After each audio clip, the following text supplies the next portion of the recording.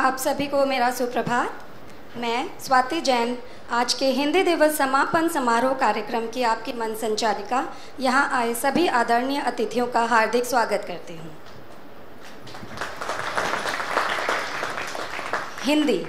हिंदी हमारी मातृभाषा है और इसका सम्मान हमारा कर्तव्य है। हिंदी हमारी पहचान है। हिंदी भाषा की शक्ति अनंत है और आज हम सब यहाँ एकत्रित हुए हैं इसी उत्सव को मनाने के लिए। साथियों, अतिथि के बिना कार्यक्रम की शोभा नहीं और अतिथि के उचित सत्कार के बिना कार्यक्रम की शुरुआत नहीं। तो मैं आज के हमारे सभी गणमान्य अतिथियों को मंच की शोभा बढ़ाने के लिए आमंत्रित करती हूँ। सबसे पहले हमारे आज के कार्यक्रम के मुख्य अतिथि डॉक्टर गुरविंदर बांगा जी, जो कि गुड़गांव के वरिष्ठ चर्म रोग विशेषज्ञ हैं तथा एक प्रसिद्ध शायर और कवि भी हैं, को मंच पर सादर आमंत्रित करती हूँ। साथियों, तालियों के साथ स्वागत किया जाए।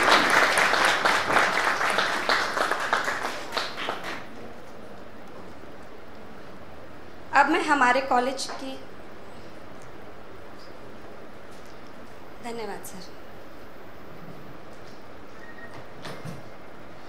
अब मैं हमारे कॉलेज की आदरणीय प्रधानाचार्य महोदया डॉक्टर अमिता सुनेजा, जो हमारे अस्पताल के स्त्री और प्रसूति रोग विभाग की विभाग प्रमुख भी हैं, को मंच की शोभा बढ़ाने के लिए सादर आमंत्रित करती हूँ।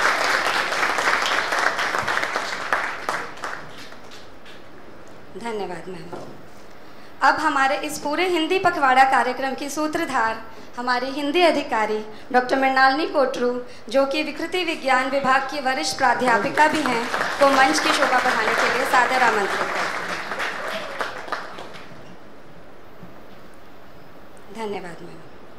आज के इस महत्वपूर्ण अवसर पर मैं यहाँ उपस्थित सभी लोगों से अनुरोध करती हूँ कि अपने स्थान पर खड़े होकर इस कार्यक्रम की शुरुआत राष्ट्रीय गान से करें।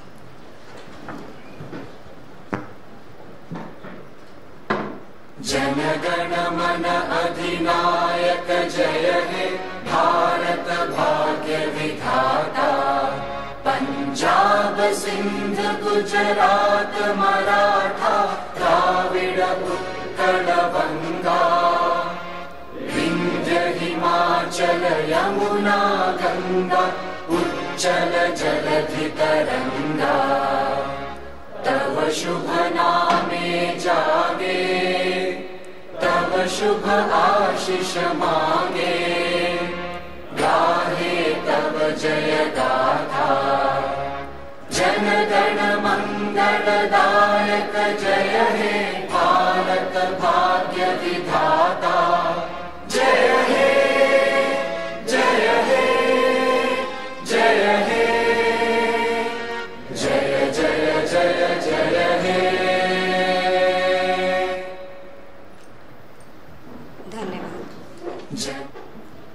अब मैं हमारी आदरणीय प्रधानाचार्य महोदया जी को मंच पर स्वागत भाषण देने के लिए सादर आमंत्रित करती हूँ।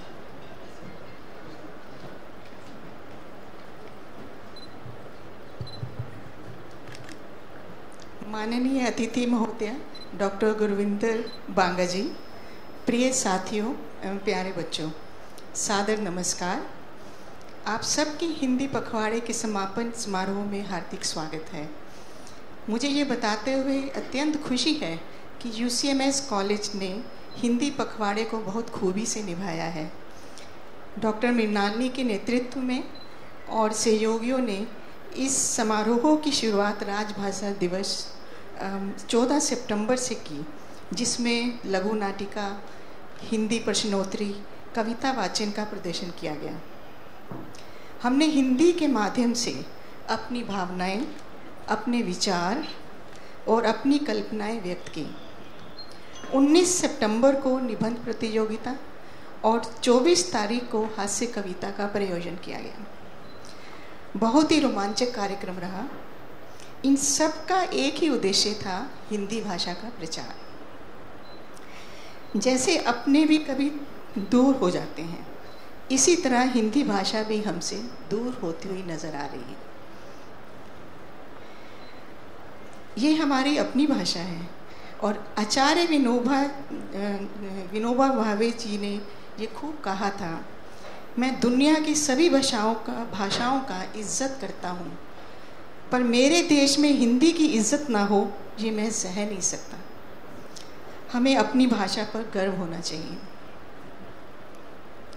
हमारा बहुत सौभाग्य है कि आज डॉक्टर गुरविंदर बांगा जी इस समारोह में मुख्य अतिथि हैं। त्वचा रोग के विशेषज्ञ हैं और डॉक्टर अर्चना ने हमें आपके बारे में बताया। तुरंत ही इन्होंने हमारा निमंत्रण स्वीकार किया। धन्यवाद आपका।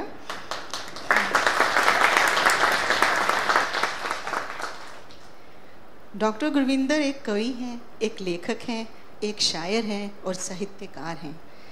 आपको बहुत पुरस्कारों से सम्मानित किया गया है। यही नहीं, डॉक्टर साहब एक प्रसिद्ध चिकित्सक भी हैं। गुरुग्राम में ये त्वचा रोग के प्रसिद्ध डॉक्टर हैं। डॉक्टर बांगा जी, आपका बहुत बहुत स्वागत और यूसीएमएस परिवार की तरफ से आपका बहुत धन्यवाद करती हूँ। आप सबका, सब पात्रों का और यूसीएमएस के प्रशासन के स्टाफ का बहुत धन्यवाद इस कार्यक्रम को संपूर्ण करने के लिए। एक बार फिर आप सबका हार्दिक स्वागत। धन्यवाद। आपके इन बहुमूल्य शब्दों के लिए धन्यवाद मैम। हमारे आज के मुख्य अतिथि डॉक्टर गुरविंदर बांगा जी गुरुग्राम के, जैसे कि मैम ने भी बताया, वरिष्ठ चर्म रोग विशेषज्ञ हैं और एक मशहूर शायर और कवि भी हैं। इनकी लिखी हुई कई पुस्तकें प्रकाशित हो चुकी हैं, जैसे कि पगडंडियाँ, तस्वीर से कलम तक, और एक गज़ल संग्रह भी है कि पेड़ नीम का रोता होगा। श्रीमान ने कई पुस्तकों का संपादन भी किया है, जैसे कि अभिकाव्य, स्पंदन, कहकशां। डॉक्टर गुरविंदर बांगा देश विदेश में असंख्य काव्य सम्मेलन तथा मुशायरों में शिरकत तथा कई पुरस्कारों से सम्मानित हो चुके हैं, जिसमें से कुछ प्रमुख हैं। वर्ष 2021 में कबीर स्मृति पुरस्कार, वर्ष 2022 में दिल्ली साहित्य मेला पुरस्कार, वर्ष 2023 में फिराक लिटरेरी अवार्ड तथा हाल ही में वर्ष 2024 में हामिद अली पुरस्कार। श्रीमान पूर्व में आकाशवाणी रोहतक में कार्यक्रम प्रस्तुतकर्ता भी रह चुके हैं और यह हमारा सौभाग्य है कि ऐसे बहुप्रतिभाशाली व्यक्तित्व आज हमारे समारोह में उपस्थित हैं। अब मैं हमारी प्रधानाचार्य जी तथा हमारे कॉलेज के उप कुल सचिव श्री राजेश कुमार जी से निवेदन करती हूँ कि वे हमारे मुख्य अतिथि डॉक्टर गुरविंदर बांगा जी को शॉल तथा हमारे जीवन का आधार एक पौधा भेंट करें, उनका अभिनंदन करें।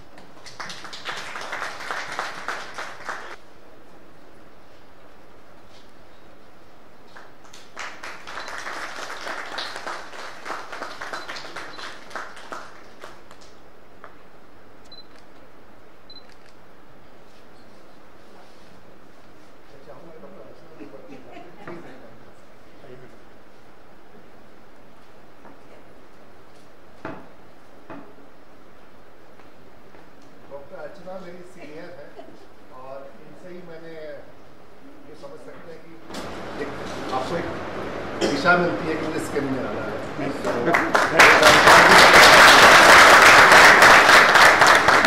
मैंने थोड़ा ये आ रही है थोड़ा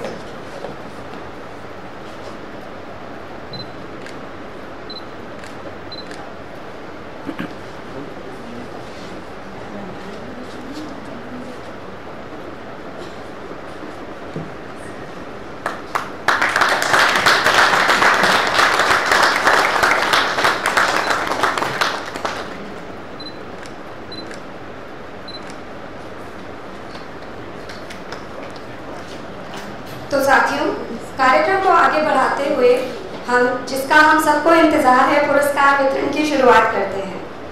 मित्रों, 14 सितंबर का दिन हम सबके लिए बहुत महत्वपूर्ण था, क्योंकि इस दिन हम सब ने हिंदी दिवस मनाया। इस पूरे हिंदी पखवाड़े में कई प्रतिभागियों ने अपने दैनिक नियमित जीवन के अलावा अपनी अलग अलग प्रतिभाओं का प्रदर्शन किया।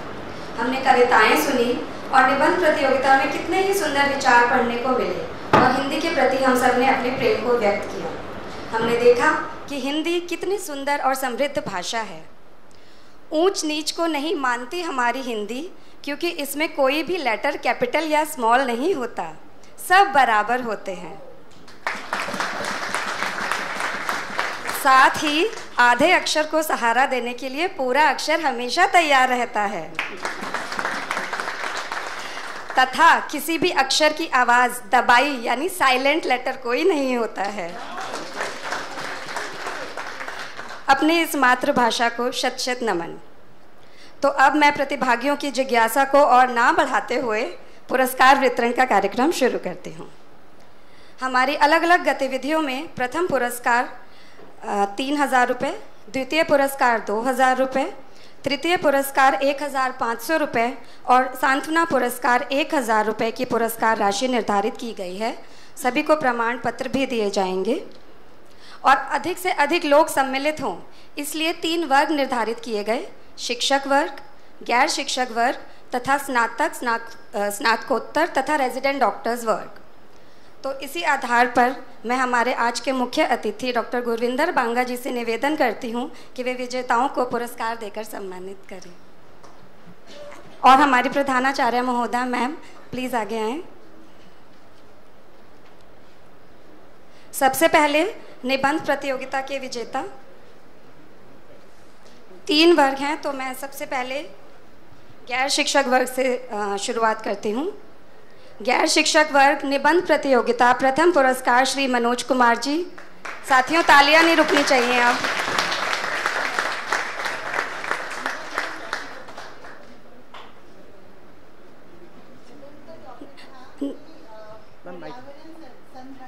पर्यावरण संरक्षण आखिर जिम्मेदारी किसकी, निबंध का ये शीर्षक था।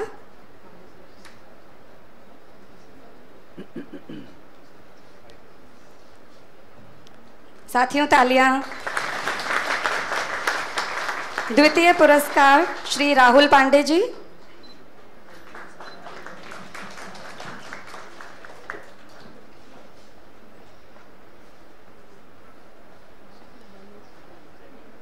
तृतीय पुरस्कार श्री अमित कुमार जी।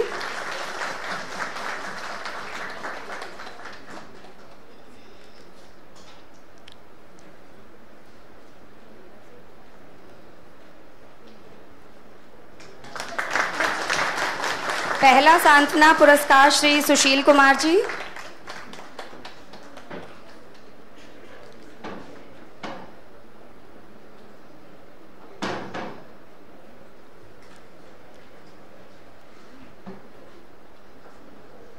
दूसरा सांत्वना पुरस्कार श्री सौरभ गुप्ता जी।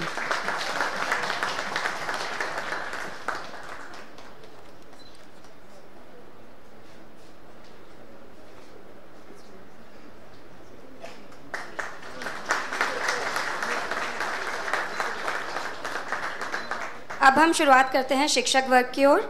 प्रथम पुरस्कार डॉक्टर राहुल शर्मा।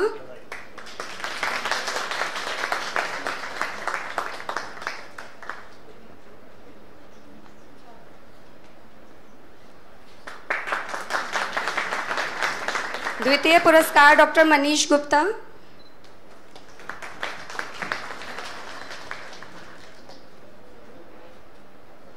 तृतीय पुरस्कार डॉक्टर चंदन कुमार पाल।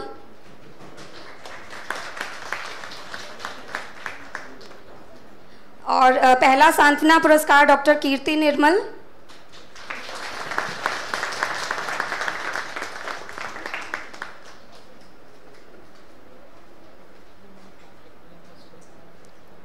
दूसरा सांत्वना पुरस्कार डॉक्टर अपर्णा कपूर।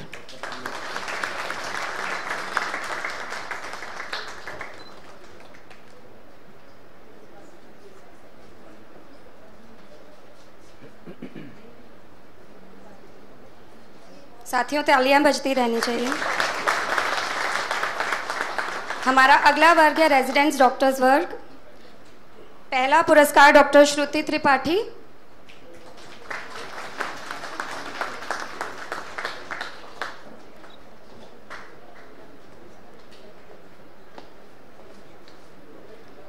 द्वितीय पुरस्कार डॉक्टर निरिपेंद्र मिश्रा।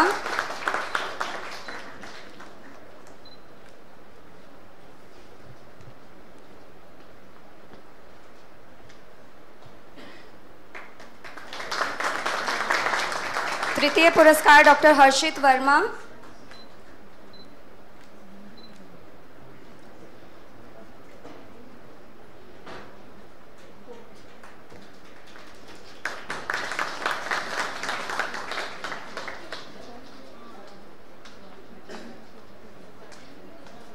पहला सांत्वना पुरस्कार डॉक्टर संजोली।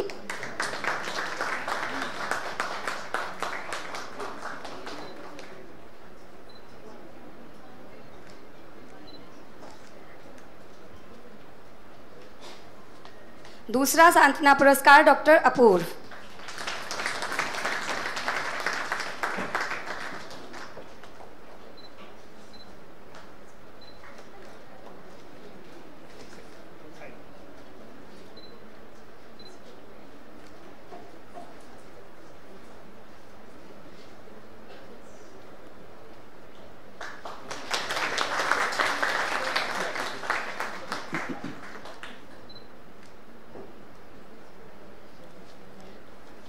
हमारी अगली प्रतियोगिता थी कविता पाठ प्रतियोगिता हास्य रस।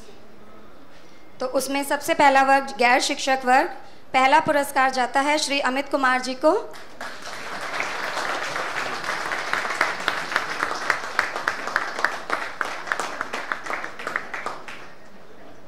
द्वितीय पुरस्कार श्रीमती अमृता रानी जी।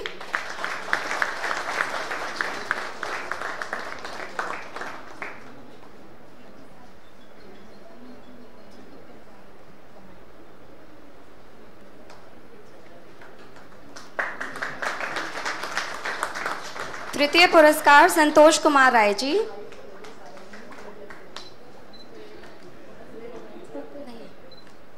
पहला सांत्वना पुरस्कार जाता है श्री सुशील कुमार जी को।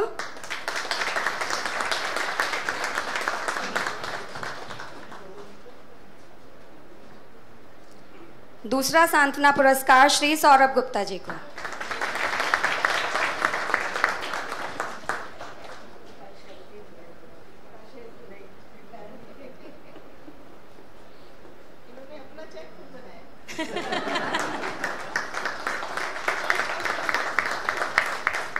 अब हम बढ़ते हैं शिक्षक वर्ग की तरफ। प्रथम पुरस्कार डॉक्टर अपर्णा कपूर।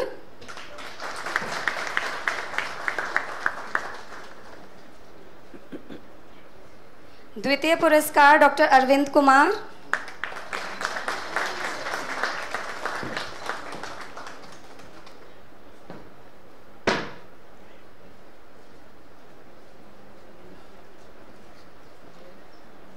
तृतीय पुरस्कार डॉक्टर राहुल शर्मा।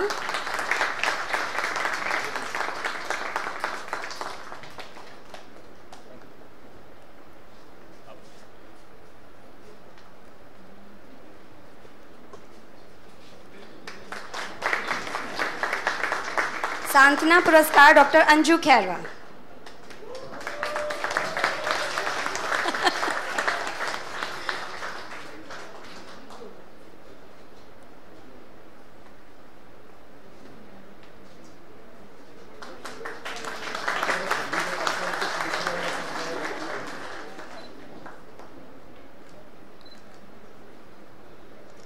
हमारा अगला वर्ग रेजिडेंट डॉक्टर्स वर्ग। पहला पुरस्कार जाता है डॉक्टर प्रभात।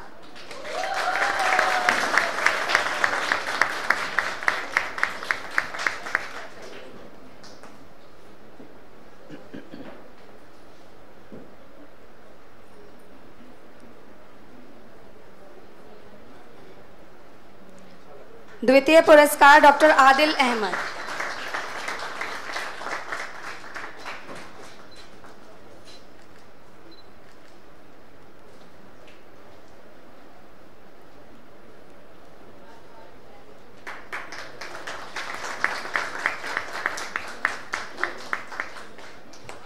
साथियों, हिंदी दिवस के उद्घाटन के दिन एक बहुत ही रोचक लघु नाटिका देखने को मिली थी हमें, जो पहली बार देखी थी हमने, जिसके प्रतिभागी थे श्री राहुल पांडे जी। मैं निवेदन करूंगी ये सब आगे आए। डॉक्टर श्री राहुल पांडे जी, श्री सौरभ गुप्ता जी, श्री चंदन गिरी जी, श्री अजय कुमार जी। साथियों, तालियां।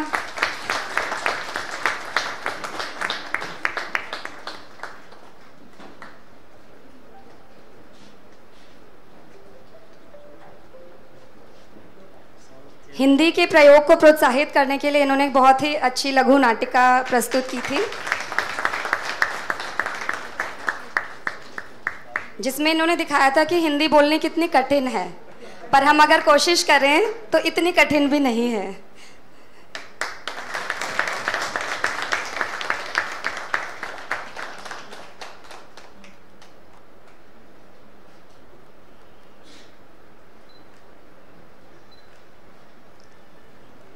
सभी को हार्दिक बधाई। साथियों, प्रतियोगिता में जीतने का अलग ही आनंद है, पर प्रतियोगिता में हिस्सा लेना भी उतना ही महत्वपूर्ण है। सभी प्रतिभागियों को हार्दिक अभिनंदन, जो जीते वो भी और जो जीतते नहीं भी उनको भी।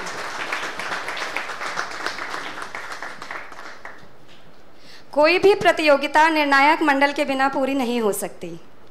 तो अब मैं हमारी प्रधानाचार्य महोदया जी से निवेदन करती हूँ कि वे सभी प्रतियोगिता के निर्णायकों को सम्मानित करें, जिन्होंने अपना बहुमूल्य समय देकर यह कार्यक्रम सफल बनाया। हमारे निबंध प्रतियोगिता के निर्णायक डॉक्टर सत्येंद्र सिंह,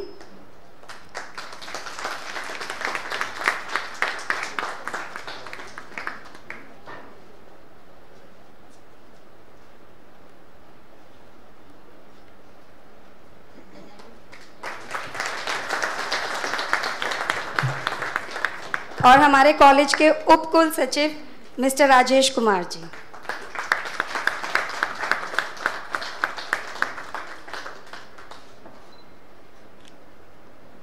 अपनी व्यस्त दिनचर्या में एक एक निबंध पढ़ना और उनका निर्णय देना काबिले तारीफ है।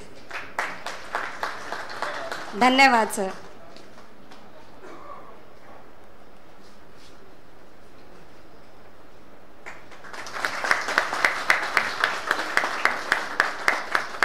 हमारे कविता पाठ प्रतियोगिता के निर्णायक डॉक्टर अर्चना सिंघल, त्वचा रोग विभाग की विभाग प्रमुख। सर आप भी प्लीज।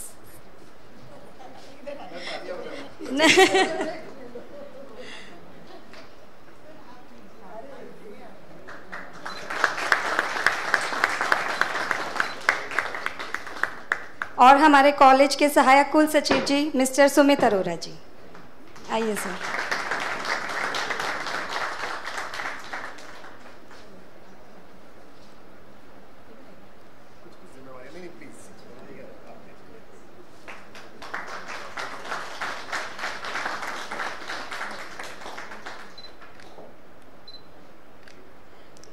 सभी का हार्दिक अभिनंदन और बहुत बहुत धन्यवाद। मैं हमारे निर्णायक मंडल से अनुरोध करती हूँ कि कोई अपने अगर थोड़े विचार व्यक्त करना चाहें तो हम उत्सुक हैं सुनने के लिए। आइए मैम। मेरा आप सभी लोगों को बहुत बहुत अभिनंदन।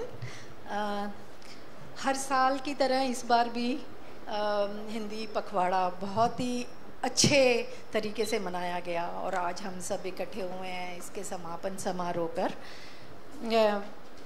जब हम ये चर्चा कर रहे थे कि हमें मुख्य अतिथि के रूप में किसको बुलाया जाए, तो मुझे लगा कि एक जो पेशे से कवि या शायर हैं वो तो अच्छे होंगे ही, पर एक हमें ऐसे इंसान की खोज होनी चाहिए जो कि चाहे वो एक जुनून की तरह कविता लिखते हों या शायरी करते हों। तो उस टाइम मेरे दिमाग में एक ही नाम आया, डॉक्टर गुरविंदर बांगा का, क्योंकि वो मेरे ना सिर्फ सहकर्मी हैं, वो चर्म रोग विशेषज्ञ हैं मेरी तरह, और मेरे मेडिकल कॉलेज से हैं जहाँ हमने 9 साल मेडिकल कॉलेज रोहतक में इकट्ठे बिताए। और लेकिन वो बहुत ही अच्छे लेखक भी हैं और एक कनिष्ठ भाई की तरह। तो मुझे वो हमेशा, उन्होंने जब पहली अपनी पुस्तक प्रकाशित की पगडंडियाँ, तो सबसे पहले उन्होंने मुझे उसकी एक कॉपी दी कि मुझे उसके बारे में बताएं, और वो एक बहुत ही गौरवान्वित वो था। और हम सभी चर्म विशेषज्ञ कम्युनिटी बहुत ही गर्व महसूस करते हैं और बहुत ही अच्छा लगता है कि अपने प्रोफेशन के साथ साथ अपने जुनून पर भी ध्यान दिया जाए। तो आई थिंक वो मानसिक स्वास्थ्य को स्वस्थ रखने में बहुत बहुत बहुत ही महत्वपूर्ण है।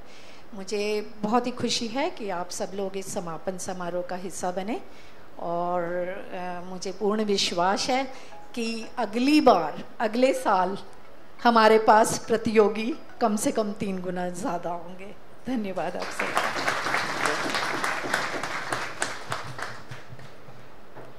धन्यवाद मैम।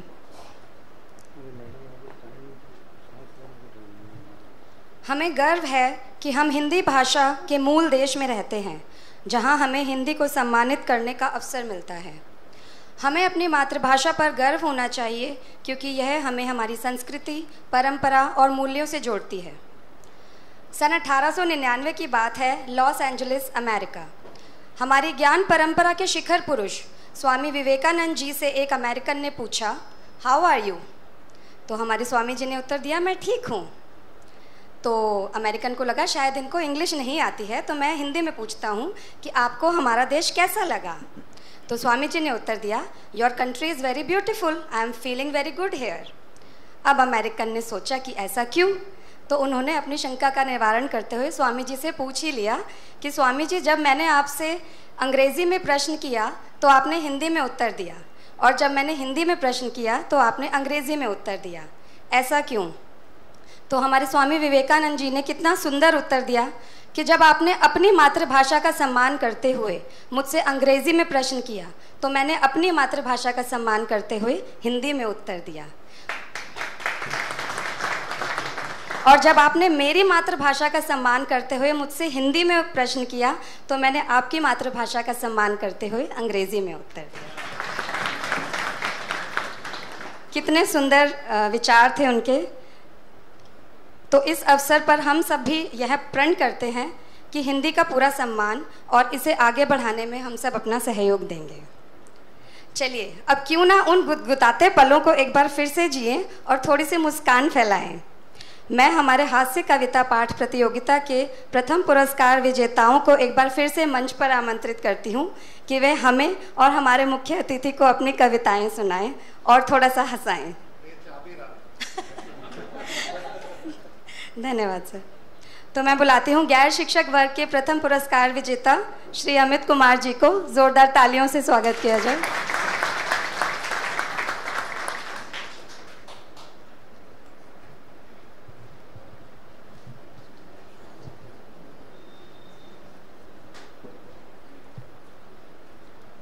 आदरणीय प्रधानाचार्य जी और मंच की शोभा बढ़ाने आए आज के मुख्य अतिथि डॉक्टर गुरविंदर बांगा जी और मृणालिनी मैडम को मेरा सादर प्रणाम, और सभागार में उपस्थित आप सभी को भी मेरा सादर प्रणाम। यूसीएमएस में हिंदी पखवाड़े का आयोजन करने के लिए मैं प्रधानाचार्य महोदय एवं समस्त उच्च अधिकारियों का आभार व्यक्त करता हूं, और साथ ही साथ हिंदी पखवाड़े में का सफल आयोजन करने में अपना अपना योगदान देने वाले सभी व्यक्तियों का धन्यवाद देता हूँ। हमारे जीवन में, सबके जीवन में तनाव रहता है, लेकिन उनमें से कुछ पलों को भूलकर हंसी खुशी बिताने के लिए कुछ लाइनें ऐसी होती हैं जो हंसा जाती हैं, गुदगुदा जाती हैं, जिनमें से एक मुद्दा होता है सबका कॉमन मुद्दा, बीवी। और ये सच बात है कि पत्नी के जीवन में आ जाने से बदलाव जरूर आता है। अब जैसे पत्नी के आने से जीवन में बदलाव नज़र आता है, पत्नी के आने से जीवन में बदलाव नज़र आता है। पहले मेरे बहुत नखरे थे, अब मुझे लौकी में भी पनीर का स्वाद आता है। और जो आप सबका आदेश के हुआ है, मैं अपनी कविता लाचार पति, जिसका शीर्षक है लाचार पति, सुनाता हूँ। मेरा जीना है दुश्वार, घर में बीवी की सरकार। मेरा जीना है दुश्वार, घर में बीवी की सरकार। नौकरी लगी, घर वालों ने कहा नौकरी लग गई, जिम्मेदारी निपटाओ और इसकी शादी करो। लड़की देखने गए, लड़की इतनी गोरी, मैं पागल। मैंने कहा शादी इसी से करूँगा। अब क्या हुआ शादी के बाद? उसके चेहरे की रौनक ने पागल मुझे बनाया। झट से शादी कर ली मैंने, चाल समझ ना पाया। दिल के टुकड़े हुए चार, निकला पार्लर का श्रृंगार। मेरा जीना है दुश्वार, घर में बीवी की सरकार। और शादी के तुरंत बाद मैडम ने क्या रंग जमाया। मैं तो 10 बजे उठा, पहले दिन तो 5 बजे उठकर सबको चौंकाया। घर का सारा काम भी उसने खुद ही तो निपटाया। मम्मी बोली बहू में है संस्कार, बेटा तू ही है मक्कार। मेरा जीना है दुश्वार, घर में बीवी की सरकार। अब मम्मी तो गई गांव, रिश्तेदार सब चले गए। अब दिनचर्या क्या है मैडम की, चेंज देखिए। रोज सवेरे उठकर वो तो जिम करने को जाए। झाड़ू पोछा मैं करता जब तक वो वापस आए। और 40 मेरा वजन रह गया, वो 90 कर गई पार। मेरा जीना है दुश्वार, घर में बीवी की सरकार। अब जिम जाती है मॉडर्न कितनी है, सादा खाना नहीं बनाती, बस डाइटिंग की है चर्चा। रोटी सब्जी भूल गए, बस फैशन का है खर्चा। घर में कपड़ों की भरमार, महीना चलती नहीं पगार। मेरा जीना है दुश्वार, घर में बीवी की सरकार। अब यार दोस्त तुम बैठते कभी परेशानी बता देते भाई ऐसा चल रहा है। अब दोस्त ये मुसीबत से निकालते हैं पर मुसीबत में भी खुद डालते हैं। अब इन्होंने कहा भाई हमारे घर में तो हमारी बड़ी चलती है, रौब है हमारा, कांपती है घरवाली। मैं भी सोचा मैं भी ऐसे कर लूँ। फिर एक दिन गुस्से में आकर मैं घर जाके गुर्राया, उसने सामने आकर मुझको आंखों से निपटाया। जीभ अंदर घुस गई यार, वो लगती बाली का अवतार। मेरा जीना है दुश्वार, घर में बीवी की सरकार। उससे लड़ने के मैं तुमको क्या बतलाऊं नतीजे, 2 तो मेरे साले हैं और 5 उसके भतीजे। और ससुर मेरा है गब्बर जैसा, सास बड़ी खूंखार। मेरा जीना है दुश्वार, घर में बीवी की सरकार। और एक सबके साथ ये है, पीहर का चूहा भी आए, 56 भोग बनाए। दौड़ दौड़ कर करे सफाई, घर सारा चमकाए। मेरा आ जाए रिश्तेदार, वो हो जाती है बीमार। मेरा जीना है दुश्वार, घर में बीवी की सरकार। औरों के सामने गौ बन जाती है बिल्कुल। कैसे? उससे जो भी बातें कर ले वो मोहित हो जाए। घर में तो वो चीख के बोले, बाहर नरमी से बतियाए। वो है गजब की कलाकार, बीवी 2 धारी तलवार। मेरा जीना है दुश्वार, घर में बीवी की सरकार। और गुस्सा मैडम का बड़ा खतरनाक है। गलती जो मैं कुछ कर दूं वो घंटों तक चिल्लाए, फिर भी गलती ना मानूं बच्चों में मार लगाए। चलाती आंसू का हथियार, खुद को कहती है लाचार। मेरा जीना है दुश्वार, घर में बीवी की सरकार। और अब क्या है, आप सबके भी काम आएगा। मैंने इसका तोड़ निकाल लिया। अब घर में लड़ाई नहीं होगी किसी के, अगर आप इस बात को फॉलो करेंगे तो। उसके ताने सुन सुन के तो सर मेरा चकराया। सारी कोशिश कर ली मैंने, उससे जीत न पाया। अब ना होती है टकरार, मैंने डाल दिए हथियार। मेरा जीना है दुश्वार, घर में बीवी की सरकार। और इससे हटके एक आखिरी पंक्ति है, जिसके आने से छा जाती है जीवन में मस्ती। पत्नी बिना क्या है पति की हस्ती। और ये लाइन बीवी ने लिखवाई है जबरदस्ती। धन्यवाद।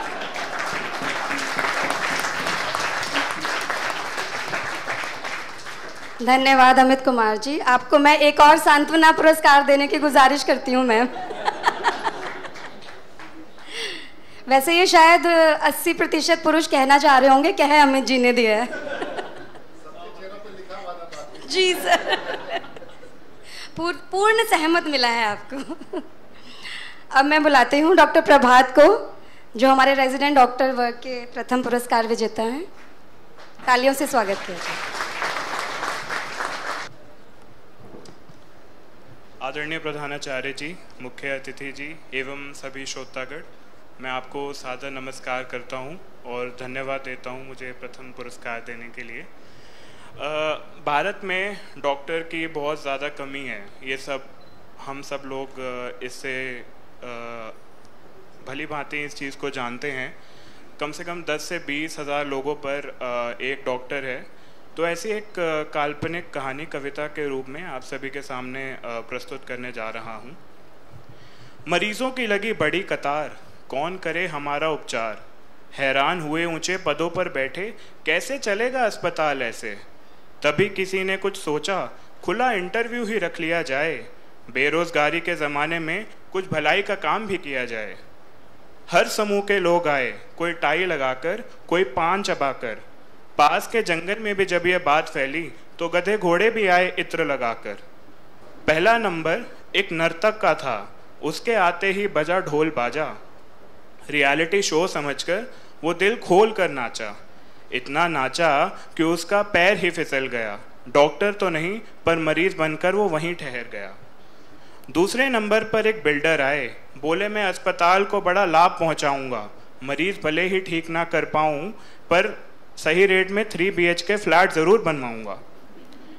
किसी एक विभाग में दाखिले के लिए एक दर्जी ने अर्जी भरी, गले में इंची टेप लगाए, कैंची हाथ में लिए पहुंच गए वो सर्जरी।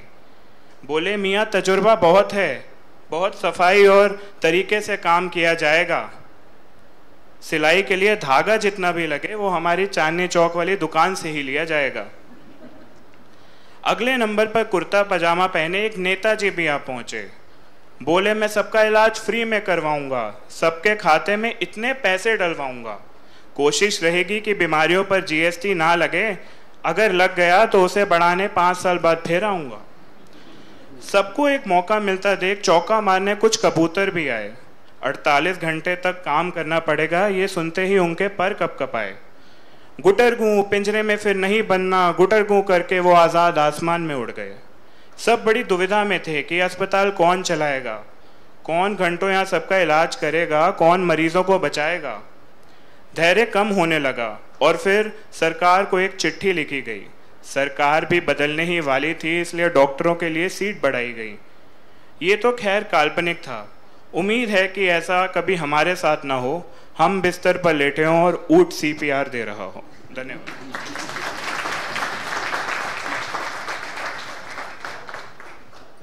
धन्यवाद डॉक्टर प्रभात, भगवान मुझे स्वस्थ ही रखना। अब मैं बुलाती हूँ शिक्षक वर्ग के हमारे प्रथम पुरस्कार विजेता डॉक्टर अपर्णा कपूर। धन्यवाद। माननीय अतिथि महोदय, आदरणीय प्रधानाचार्य महोदय, शिक्षकगण, अधिकारी वर्ग, छात्रगण एवं समस्त श्रोतागणों को मेरा बहुत बहुत प्रणाम। सबसे पहले तो मैं आयोजकों को बधाई देना चाहूँगी कि उन्होंने सफलतापूर्वक हिंदी पखवाड़े का आयोजन किया और आज समापन दिवस है और इनके इन प्रयासों की वजह से हम सभी को अपनी हिंदी सुधारने का एक अवसर मिल पाया। तो हिंदी हमारी राष्ट्रभाषा है और इसी प्रकार हॉकी भी हमारा राष्ट्र खेल है, परंतु सारे भारत के नागरिक देखते क्या हैं? क्रिकेट। और हम सब क्रिकेट के पीछे इतने दीवाने हैं कि शायद ही यहाँ बैठे कुछ लोगों को पता हो कि हमारे हॉकी के कप्तान कौन है आजकल। कोई बताएगा? हाँ, और ऐसे ही बहुत सारे लोग हॉकी खेल के नियम कानूनों के बारे में भी नहीं जानते। तो प्रस्तुत कविता ऐसे ही एक नेताजी पर आधारित है जिन्हें हॉकी के बारे में कुछ ज्यादा ज्ञान नहीं था। एक अनपढ़ नेताजी जिन्हें खेलों के बारे में नहीं था ज्ञान, उन्हें एक हॉकी के खेल में बुलाया गया ससम्मान। खेल समाप्त हुआ, आयोजकों ने उन्हें पुरस्कार वितरण के लिए मंच पर बुलाया। नेताजी ने पुरस्कार देने से पहले खिलाड़ियों व दर्शकों से फरमाया। अब सुनिए नेताजी क्या कहते हैं। दोनों दलों ने बहुत बढ़िया खेला ये हॉकी का मैच, परंतु पूरे खेल में किसी खिलाड़ी ने क्यों नहीं लिया कोई कैच? यदि एक भी खिलाड़ी शून्य पर निकल जाता तो मुकाबला देखने वालों को कितना मजा आता। नेताजी आगे बताते हैं कि उन्हें हॉकी के खेल के विषय में कितनी जानकारी है। क्या आपको है ज्ञान हॉकी को क्यों कहते हैं हमारा राष्ट्रीय खेल? अरे क्योंकि इसमें खर्चा कम है, बस चाहिए अभ्यास और हुनर का मेल। कम वित्तीय बजट में भी काम चल जाता है। गेंद 100 रुपए में, हॉकी का डंडा 200 रुपए में आ जाता है। आगे नेताजी फरमाते हैं, मैंने देखा कि सारे खिलाड़ी एक ही गेंद को इधर से उधर घुमाते रहे। गेंद की अगर कमी थी तो हमें बता देते, हम खरीदवा देते। दूरदर्शन वाले जब इस मुकाबले को विदेशों में दिखाएंगे तब सारे विदेशी भारत की गरीबी का कितना मजाक उड़ाएंगे। हम आयोजकों से पूछते हैं, क्या आप ये बर्दाश्त कर पाएंगे? खैर अब जो हुआ सो हुआ। तो आगे नेताजी कहते हैं, अब तक तो आपने जो कर लिया, अब हम एक रणनीति बना लेते हैं। खैर अब तक जो सो हुआ, आगे से हमारा ये सुझाव आप सभी खिलाड़ियों को अमल में लाना होगा। राष्ट्रीय एकता के लिए इस राष्ट्रीय खेल में नया रास्ता अपनाना होगा। प्रतिस्पर्धी दल गोल रक्षक को विश्राम दें। दोनों दल दोनों छोरों पर एक ही साथ गोल दाग दें। राष्ट्रीय एकता का ये सबसे अच्छा उदाहरण होगा। विरोधी मित्र बन जाएंगे, हार जीत का अंतर ही ना होगा। और हाँ, आगे वो कहते हैं जब हार जीत होगी नहीं तो पुरस्कार राशि देनी ही नहीं पड़ेगी, तो हम क्या करें? आयोजकों से ये निवेदन है कि अगला हॉकी का मैच खेल राष्ट्रीय एकता बरकरार रखने के लक्ष्य से आयोजित करवाएं। इससे पुरस्कार राशि की जो बचत होगी वो हमारे राजनीतिक दल के कार्यालय में संचित करवा दें। हॉकी पर ये प्रेरक भाषण देकर मंत्री जी ने मंच से किया प्रस्थान। खिलाड़ी सन्न थे, दर्शक स्तब्ध थे, आयोजक थे हैरान। तो अंत में मैं यही कहना चाहूंगी कि इस हास्य कविता के माध्यम से हमें ये समझना चाहिए कि हिंदी हमारी राष्ट्रभाषा है और हॉकी हमारा राष्ट्रीय खेल है, तो हमें हिंदी का और हॉकी का दोनों का ही सम्मान करना चाहिए। धन्यवाद।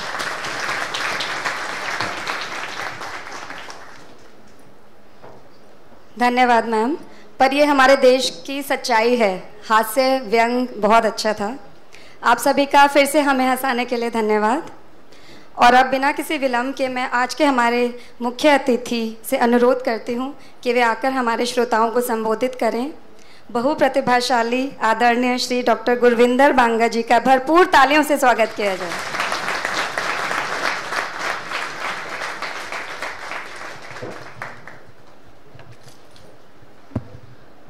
सबसे पहले कुछ तालियां हमारी उद्घोषिका महोदया के लिए।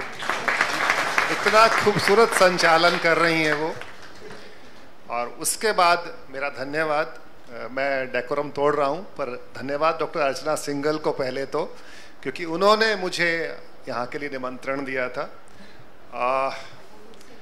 उन्होंने मुझे फ़ोन किया तो बोले कि सोच लेना शाम तक, क्योंकि बड़ी बहन की तरह है। तो मैंने कहा नहीं, एक उनके लिए सम्मान, दूसरा हिंदी से जुड़ा कुछ कार्यक्रम। हालांकि वर्किंग डे था, मुझे था कि शायद एक दिक्कत आती है कभी कभी, पर सच्चाई बताऊं तो जीवन में एक बार चाहता था कि एलटी में इस तरफ बैठूं, उधर तो बहुत डांट खाई हुई है मैंने। तो प्रोफेसर अमिता मृणालिनी जी और सभी दर्शक और इस आयोजन कमेटी में जो लोग कहीं बैकग्राउंड में खो गए हैं, उन सब के लिए तालियां। बहुत बहुत धन्यवाद। जिन लोगों को आज पुरस्कार मिला है वो सच में अपनी कलम के धनी हैं, पर जिन्हें पुरस्कार नहीं मिला शायद वो ज्यादा हिम्मत वाले हैं। क्योंकि आज की स्थितियों के अंदर मैंने देखा है कि हिंदी अब बहुत पीछे छूट रही है। किसी रेडी वाले के पास कोई बच्चा जाता है और वो पूछता है कि 29 रुपए का सामान है, तो उसे 29 नहीं पता होता इधर तक, वो बस 100 का नोट पकड़ा के जो भी वापस मिल जाए। वो कहते हैं ना कि मैं हिंदी पखवाड़े के समापन पे आया हूँ, मुझे बहुत अच्छी बातें करनी चाहिए, पर सच से मैं पीछा नहीं छुड़ा सकता। मजदूर दिवस मनाते हैं, कभी मालिक दिवस सुना है? इस देश का शायद ये त्रासदी है कि हमें हिंदी दिवस या हिंदी पखवाड़े मनाने पड़ते हैं, और हम इन दिनों में भी बस कुछ फोटो खिंचवा लेते हैं, कुछ कार्यक्रम करके और घर लौट जाते हैं। सच्चाई ये है कि हम पूरा दिन में शायद 5-7 शब्द भी अपने बच्चों के साथ हिंदी के नहीं बोलते। मेहमान आते हैं तो ट्विंकल ट्विंकल लिटिल स्टार की फरमाइश होती है। हमें इस पे विचार करना होगा। मैं ये नहीं कह रहा, मैं सरकारों की वोट बैंक की तरह नहीं कि हमें ये भी मेडिकल भी हमें हिंदी में पढ़ना है, ये वो सब, पर सच ये है कि हमें अपनी जड़ों को नहीं खोना है। कि अगर हमें जड़ें खो देंगे, कि हमारा जो सारा अच्छा साहित्य है जिससे हमारी पहचान है इस दुनिया में, वो शायद कहीं खो जाएगी। गुड़गांव जैसे शहर में जहां 45 लाख की आबादी है, वहां स्कूल की किताबों की बात मैं नहीं कर रहा, पर उसके अलावा आपको कोई भी एक भी अच्छी पुस्तक भंडार नहीं है। एक जगह पिछले साल एक मॉल में शुरू हुई, और जिस दिन मुझे पता लगा कि वहाँ एक किताब की दुकान खुली है, मैं वहाँ नेक्स्ट डे ही पहुँचा था, और आप हैरान होंगे कि वहाँ एक भी किताब हिंदी की नहीं थी। तो इस हिंदी दिवस और इस हिंदी पखवाड़े का बहुत अर्थ बचता नहीं है। तो हम कोशिश करें, आज इस भीड़ को देख के, पूरा हॉल भरे हुए देख के मुझे कहीं प्रसन्नता भी होती है। मैं समझता हूं क्योंकि कार्य दिवस है, बहुत लोग बिजी होंगे, वरना ये भीड़ थोड़ी और भी ज़्यादा होती, पर मन प्रसन्न भी है। और उम्मीद करता हूं कि इस सिर्फ और सिर्फ थोड़े से उपहार, थोड़े से पुरस्कार लेके जाते हुए हम कहीं मन में एक ये याद भी लेके जाएं कि हमने ये त्योहार, ये पखवाड़ा, ये दिवस क्यों मनाया था। कोशिश कीजिए, मैं ज़्यादा नहीं कहता, कि करीब आधा घंटा तो हम लोग दिन में अपने बच्चों के साथ, अपने परिवार के साथ, अपने दोस्तों के साथ हिंदी में बात करें, वरना अगली पीढ़ी तक आते आते शायद ये भी एक ऐसी वस्तु हो जाएगी जो किसी अजायब घर में मिलेगी और मैम उसकी पैथोलॉजी कर रही होंगी।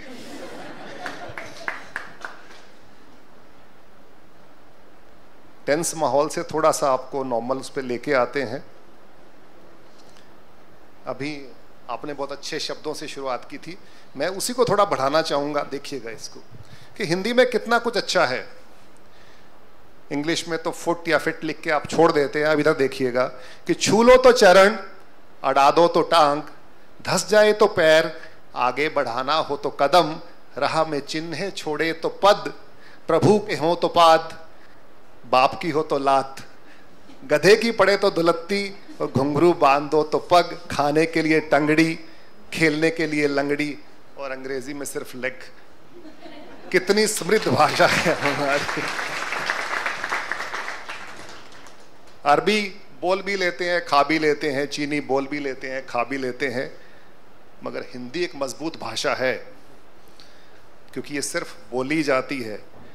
और अगर कोई एक बार ये कह देना कि तुझे हिंदी में समझाऊं क्या, तो सामने वाला अपने आप समझ जाएगा।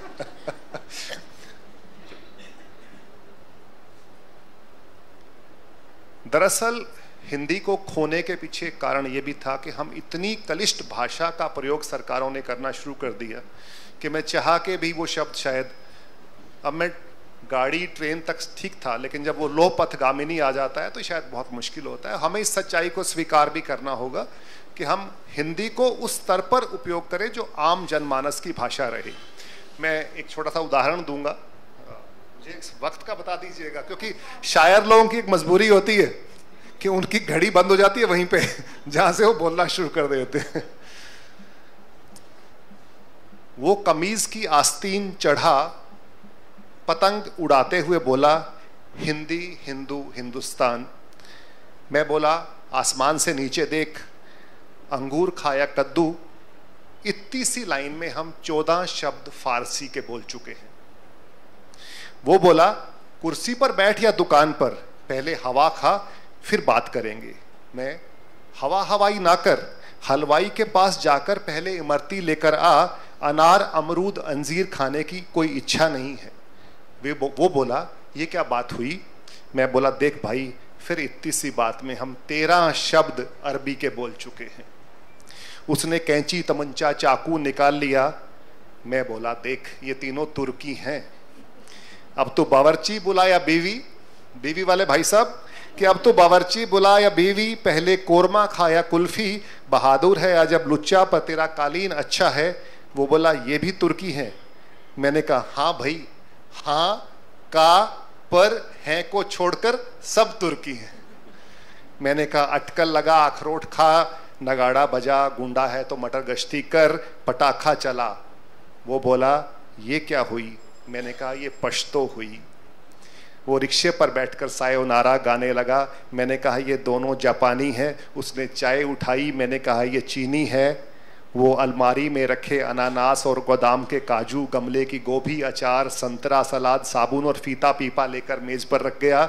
मैंने सबका बंडल बनाकर बोला, ये सब पुर्तगाली है। वो बोला, तुर्क मारे हो या बम? मैं बोला, ये डच है। मैंने कहा, देख तूने अब तक जो कुछ कहा, ये संस्कृत, अवधी, भोजपुरी, मैथिली, राजस्थानी, पंजाबी, गुजराती, गढ़वाली, बंगाली, तमिल, तेलुगु, उर्दू, मलयाली के साथ साथ इस सुरम्य भारत की 121 भाषाओं और लगभग 358 बोलियों की जो नदियां इकट्ठा होकर एक समुद्र बनता है, उनमें ये विदेशी धाराएं भी समाकर हिंदी का महासागर बनाती हैं। हिंदी किसी की बपोती नहीं, धरोहर है हमारी। इसमें जितनी धाराएं मिलती रहती हैं ये उतनी गहरी और व्यापक होती चली जा रही है। अब यही हिंदी की कहानी अगर हम सबको समझ आ गई हो तो समझो हिंदुस्तान कितना रंगीन है, कितनी धाराएं, कितने आयाम। दुनिया में है कोई ऐसा देश जहां पूरी दुनिया के रंग एक साथ महकते हों? देख, ये हिंदी की ताकत है, ये हिंदी की ताकत है। आप सभी को हिंदी दिवस की, हिंदी पखवाड़े की, आज के इस कार्यक्रम की बहुत बहुत शुभकामनाएं।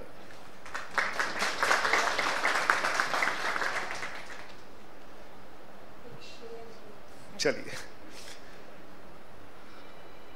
किसी शायर के लिए बहुत अच्छा होता है कि 8-10 महीने, साल बाद आपको अचानक कोई बोले कि वो वाला शेर या वो वाली कविता सुनाई जाए।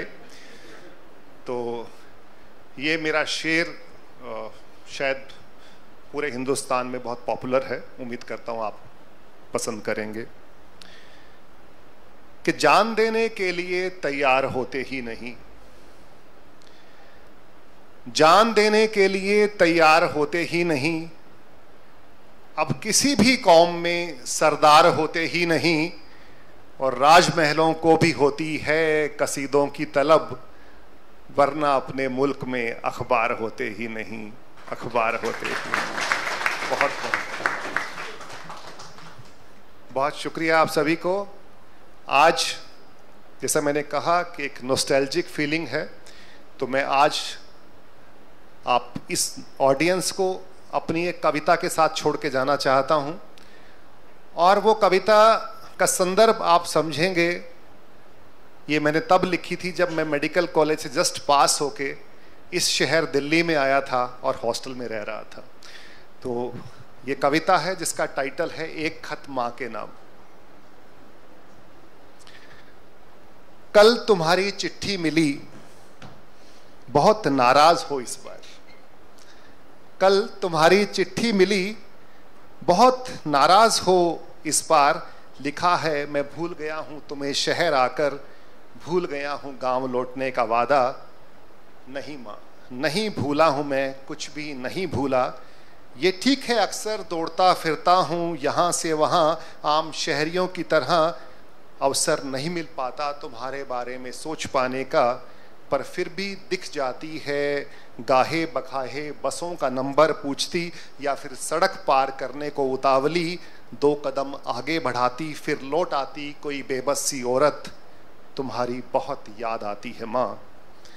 हाथ पकड़कर पार कराता हूँ सड़क, उसके चेहरे में तुम्हारा चेहरा तलाशता।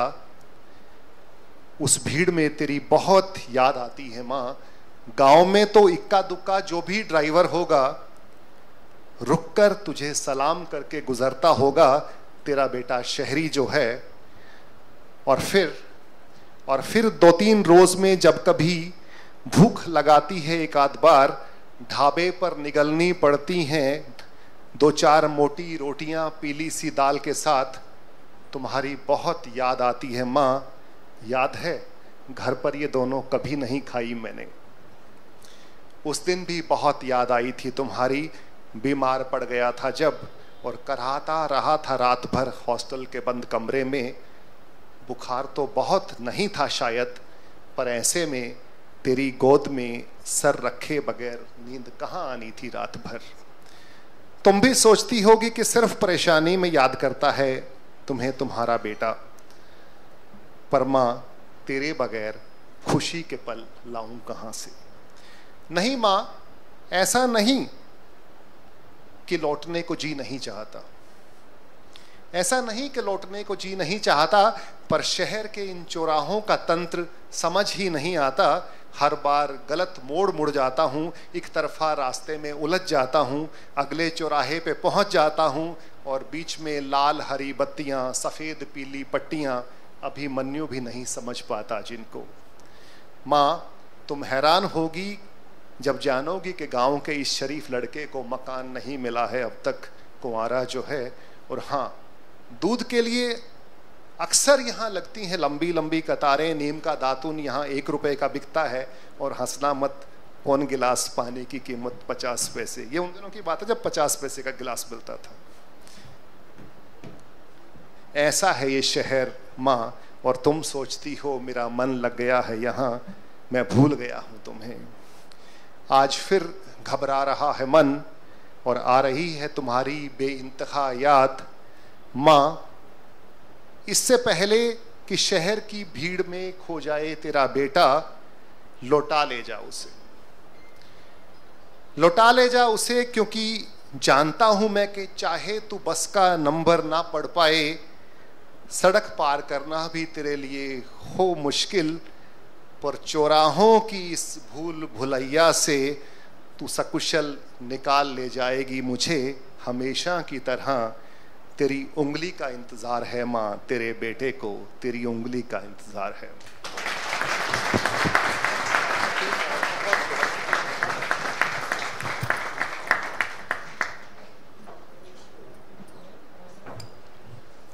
धन्यवाद सर, बहुत बहुत धन्यवाद आपके इन बहुमूल्य शब्दों के लिए।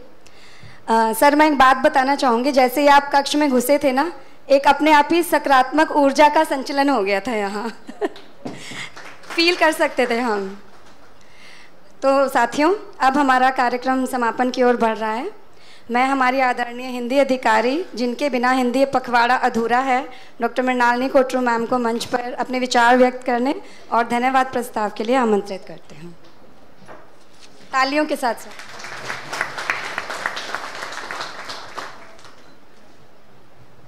नमस्कार माननीय मुख्य अतिथि जी, आदरणीय प्रधानाचार्य जी और मेरे प्रिय साथियों।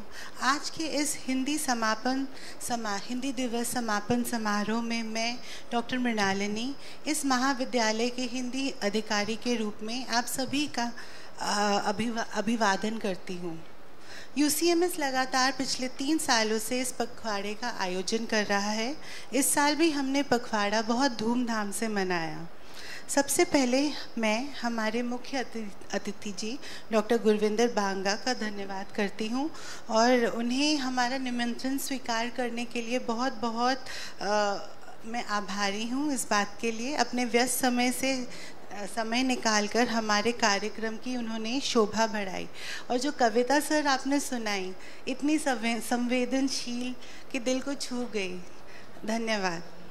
मैं हमारी प्रधानाचार्य डॉक्टर अमिता सुनेजा जी का भी धन्यवाद करना चाहूँगी, जिन्होंने हमें इस कार्यक्रम को आयोजित करने का अवसर दिया और लगातार मार्गदर्शन किया। धन्यवाद मैम। हर सफल कार्यक्रम के पीछे एक टीम होती है।